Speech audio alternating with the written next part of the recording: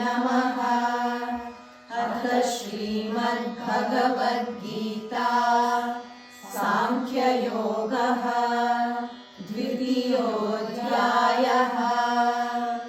संजय उवाच तं तथा कृपयाविष्टम् अश्रुपूर्णाकुलेक्षणम् विषीदन्तमिदं वाक्यम् उवाच मधुसूदनः। श्रीभगवानुवाच कुतस्त्वाकश्मलमिदं विषमे समुपस्थितम् अनार्यजुष्टमस्वर्ग्यम् अकीर्तिकरमर्जुन। क्लैब्यं मास्मगमः पार्थ नैतत्त्वयुपपद्यते। क्षुद्रं हृदय दौर्बल्यं त्यक्तोत्तिष्ठ परन्तप। अर्जुन उवाच कथं भीष्ममहं सङ्ख्ये द्रोणं च मधुसूदन। इषुभिः प्रतियोत्स्यामि पूजार्हावरिसूदन। गुरून् हत्वा हि महानुभावान् श्रेयो भोक्तुं भैक्षमपीह लोके। हत्वार्थकामांस्तु गुरूनिहैव भुञ्जीय भोगान् रुधिरप्रदिग्धान्। न चैतद्विद्मा कतरन्नो गरीयो यद्वा जयेम यदि वा नो जयेयुः। यानेव हत्वा न जिजीविषामः तेव स्थिता प्रमुखे धार्तराष्ट्राः। कार्पण्यदोषोपहतः स्वभावः पृच्छामि त्वां धर्मसम्मूढचेताः। यच्छ्रेयस्यान्निश्चितं ब्रूहि तन्मे शिष्यस्तेऽहं शाधि मां त्वां प्रपन्नम्। न हि प्रपश्यामि ममापनुद्यात् यच्चोकमुच्छोषणमिन्द्रियाणाम्। अवाप्य भूमावसपत्नवृद्धम् राज्यं सुराणामपि चाधिपत्यम्। सञ्जय उवाच एवमुक्त्वा ऋषिकेशं गुडाकेशः परन्तप न योत्स्यति गोविन्दम् उक्त्वा तूष्णीं बभूवः।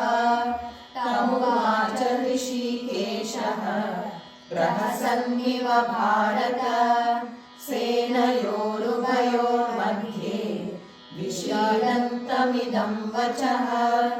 श्रीभगवानुवाच अशोच्यानन्वशोचस्त्वं प्रज्ञावादांश्च भाषसे। गतासु न गतासूंश्च नानुशोचन्ति पण्डिताः। न त्वेवाहं जातु नासं न त्वं नेमे जनाधिपाः। न चैव न भविष्यामः सर्वे वयमतः परम्। देहिनोऽस्मिन् यथा देहे कौमारं यौवनं जरा तथा देहान्तरप्राप्तिः धीरस्तत्र न मुह्यति।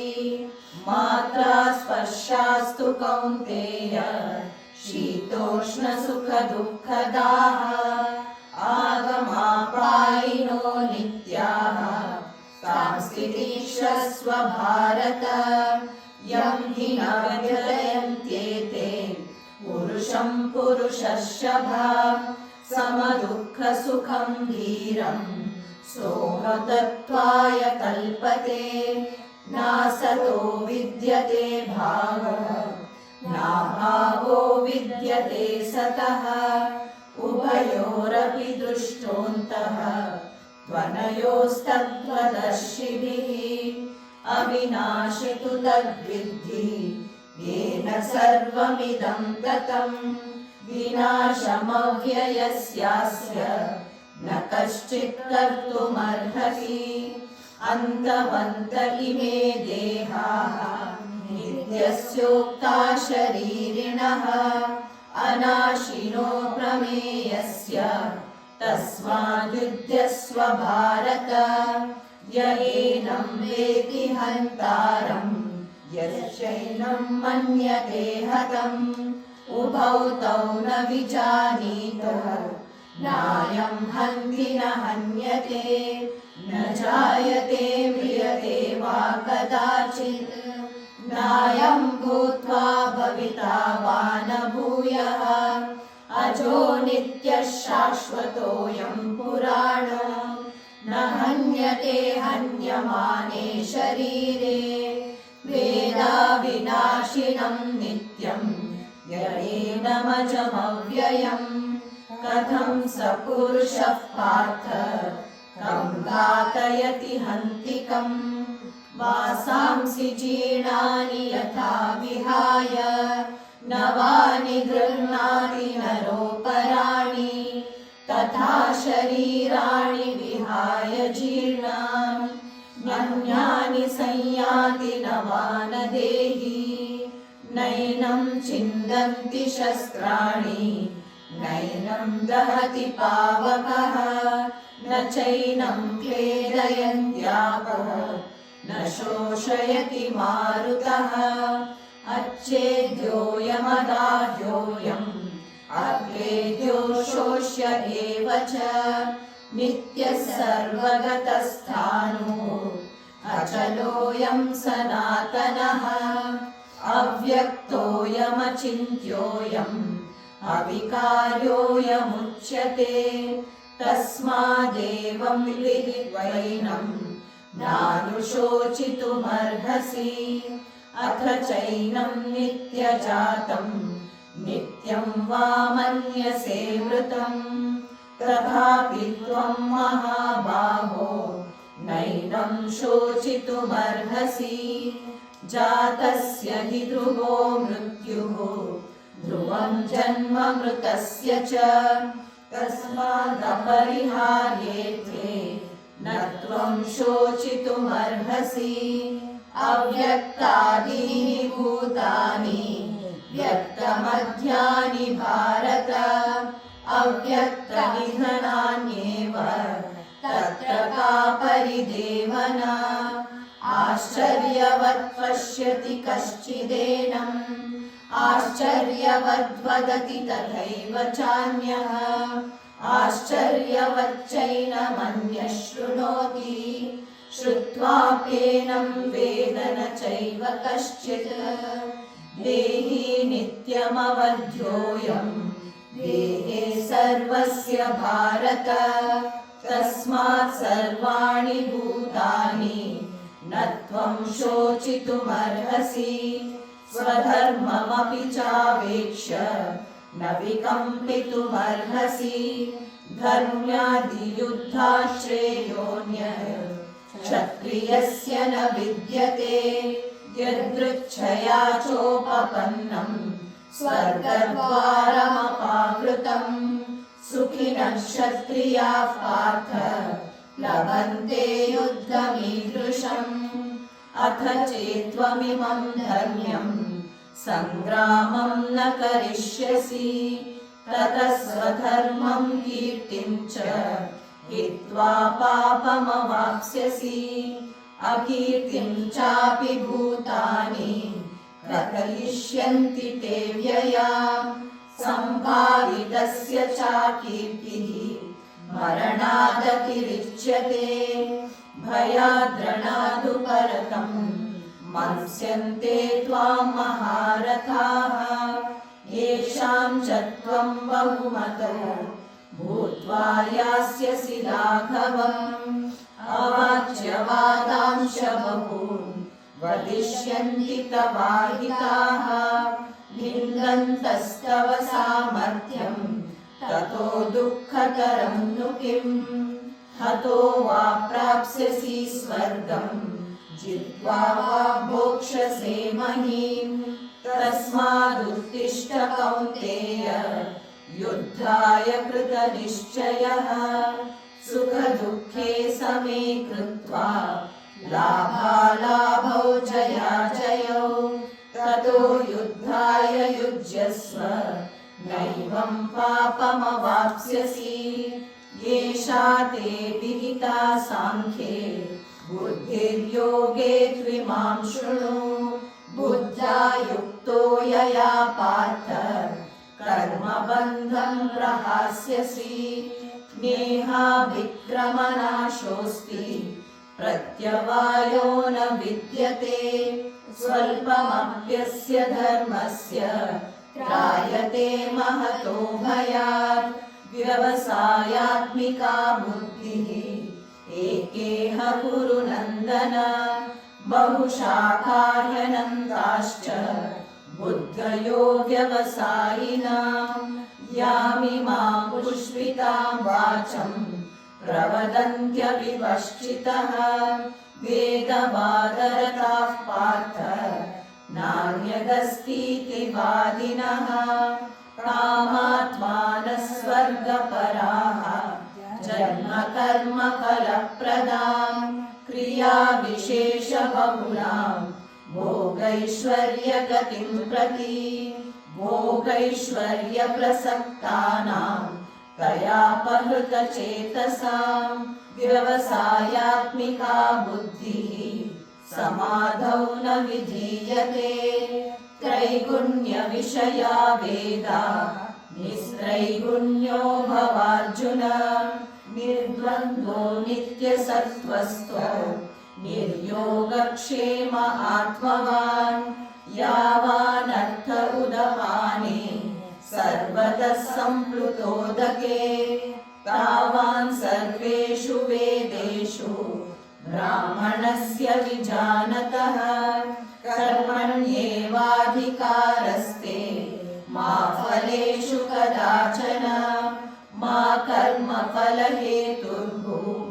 मा ते सङ्गोऽस्त्वकर्मणि योगस्तः कुरु कर्माणि सङ्गं त्यक्त्वा धनञ्जय सिद्ध्यसिद्ध्यो समो भूत्वा समत्वं योग उच्यते दूरेण ह्यवरं कर्म बुद्धियोगात् धनञ्जय बुद्धौ शरणमन्विच्छ कृपणाः फलहेतवः बुद्धियुक्तो जहातीह उभे सुकृतदुष्कृते तस्माद्योगाय युज्यस्व योगकर्मसु कौशलम् कर्मजं बुद्धियुक्ता हि फलं त्यक्त्वा मनीषिणः जन्मबन्धविनिर्मुक्ताः पदं गच्छन्त्यनामयम् यदा ते मोहकलिलं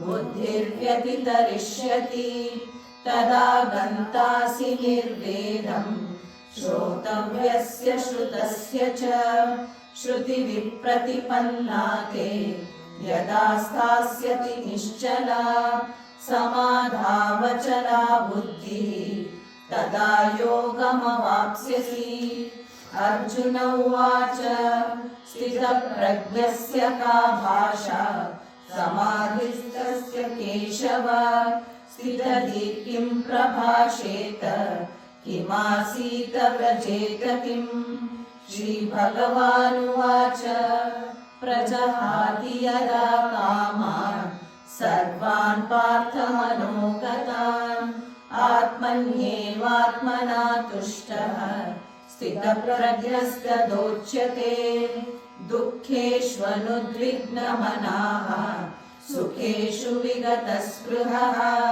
वीतरागभयक्रोधः स्थितधीर्मुनिरुच्यते यः सर्वत्राणपि स्नेहः तत्तत्प्राप्य शुभाशुभम् नाभिनन्दति न द्वेष्टि तस्य प्रज्ञा प्रतिष्ठिता यदा संहरते चायं कूर्मोऽङ्गानीव सर्वशः इन्द्रियाणीन्द्रियार्थेभ्यः तस्य प्रज्ञा प्रतिष्ठिता विषया विनिवर्तन्ते निराहारस्य देहिनः रसवर्जं रसोऽप्यस्य परं दृष्ट्वा निवर्तते यततो ह्यपि कौन्तेय पुरुषस्य विपश्चितः इन्द्रियाणि प्रमाथीनि हरन्ति प्रसवं मनः तानि सर्वाणि संयम्य युक्त आसीत मत्परः वशे ह्यस्येन्द्रियाणि तस्य प्रज्ञा प्रतिष्ठिता ध्यायतो विषयान् पुंसः सङ्गस्तेषूपजायते सङ्गात् सञ्जायते कामः कामात् क्रोधोऽभिजायते क्रोधात् भवति सम्मोहः सम्मोहात् स्मृतिविभ्रमः स्मृतिर्भ्रंशात् बुद्धिनाशो बुद्धिनाशात् प्रणश्यति रागद्वेषवियुक्तैस्तु विषयानिन्द्रियैश्चरन् आत्मवश्यैर्विधेयात्मा प्रसादमधिगच्छति प्रसादे सर्वदुःखानां हानिरस्योपजायते प्रसन्नचेतसो ह्याशु बुद्धिः पर्यवतिष्ठते नास्ति बुद्धिरयुक्तस्य न चायुक्तस्य भावना न चाभावयतः शान्तिः अशान्तस्य कुतः सुखम् इन्द्रियाणां हि चरतां यन्मनोनुविधीयते तदस्य हरति प्रज्ञां वायुर्नाम विवाम्भसि तस्माद् यस्य महाबाहो निगृहीतानि सर्वशः इन्द्रियाणीन्द्रियार्थेभ्यः तस्य प्रज्ञा प्रतिष्ठिता या निशा सर्वभूतानां तस्यां जागर्ति संयमी यस्यां जागृति भूतानि सा निशा पश्यतो मुनेः आपूर्यमाणं वचनप्रतिष्ठं समुद्रमापः प्रविशन्ति यद्वत् तद्वत् कामायं प्रविशन्ति सर्वे स शान्तिमाप्नोति न कामकामी विहाय कामान् यः सर्वान् पुमांश्चरति निःस्पृहः निर्ममो निरहङ्कारः स शान्तिमधिगच्छति एषा ब्राह्मी स्थितिः पार्थ नैनां प्राप्य विमुह्यति स्थित्वा स्यामन्तकालेऽपि ब्रह्मनिर्वाणमृच्छति ॐ तत्सदिति श्रीमद्भगवद्गीतासु उपनिषत्सु ब्रह्मविद्यायां योगशास्त्रे श्रीकृष्णार्जुनसंवादे सांख्ययोगो